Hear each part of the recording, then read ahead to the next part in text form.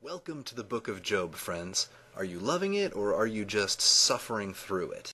Get it, suffering through it, because Job is suffering and he's going through all of these. Anyway, it's the third week of our 365 journey in the Word. As I've been doing these readings in Job, I had a verse come to mind from the book of Proverbs.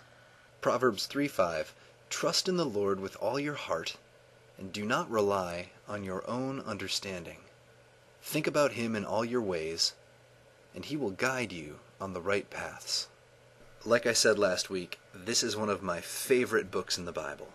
Of course, I'm one of those who love Shakespeare and theater, and this is basically a book full of monologues, so... And you've probably noticed this whole monologue thing by now, that his friends take turns trying to explain to Job what is happening. When your children sinned against him, he gave them over to the penalty of their sin. Surely God does not reject one who is blameless or strengthen the hand of evildoers. Know this, God has even forgotten some of your sin.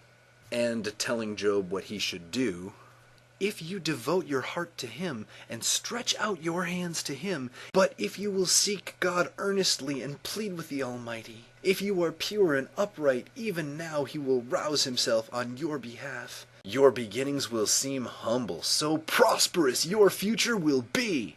And over Job responds, "What you know, I am not inferior to you. You smear me with lies. You are worthless physicians, all of you. If only you would be altogether silent. For you, that would be wisdom." Yikes. Ever lash out at someone like that? I have, and a lot of times it's right when they are trying to help. Why do we do that? Suffering is a tricky thing. When bad things happen, we often feel totally alone. We long for comfort, for things to be fixed and to go back to the way they were before. And we instinctively reach out for comfort to the people around us. That's what half of my Facebook feed looks like on most days. Heartbreak. Can you believe she said this? Can you believe my kids did this? This is broken. This is hurting. It's hard to watch someone suffer, isn't it? You want to help, to tell them what to do, to fix it. You want to fix them. And that's the other half of my Facebook feed. You need to do this. You need to read this. Try this diet. Use these oils. Switch to this technique. Download this app, and all will be well. Why do we do this? Well, we do it to help. We believe in these things, and we want these answers to work. We want to understand the rules and be able to make things go the way we want them to go.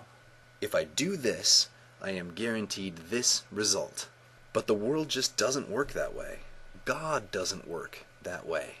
Now understand, God has made promises, and God keeps those promises. But God doesn't promise to protect us from every kind of trouble. God promises justice, but that doesn't always come in the ways that we ask or imagine.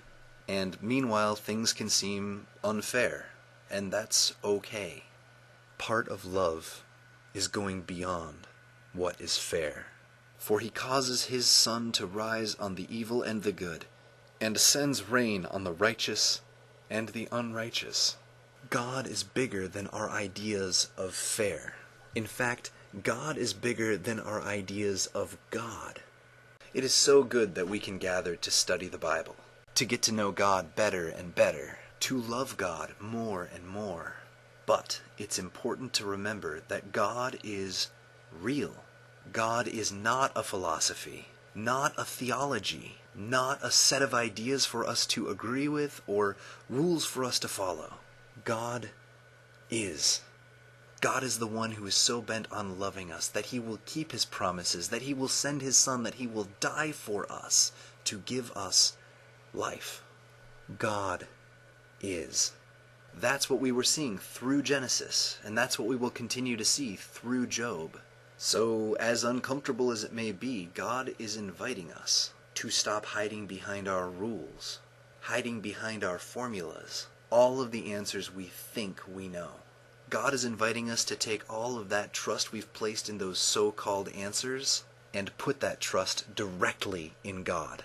That's what that proverb I read is talking about. Trust in the Lord with all your heart, and do not rely on your own understanding. Think about him in all your ways, and He will guide you on the right path. God Himself will direct your path. So easy answers and memorized rules, those feel safe. But maybe it's time to leave all of those behind and step out into the life that God is calling you into, the path that God is laying out for you. But if you do, get ready. God is bigger and wilder and more powerful and more loving than we can possibly imagine. So that's it for this week. The reason things sometimes seem unfair is because things aren't always fair.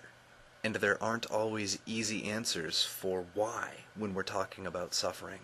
But even in the midst of suffering, we can know God. We can trust God.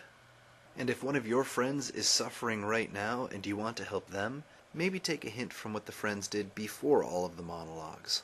Then they sat on the ground with him for 7 days and 7 nights. No one said a word to him, because they saw how great his suffering was. Most of the time, your presence and your love will mean far more than any answers that you try to give. Grace and peace.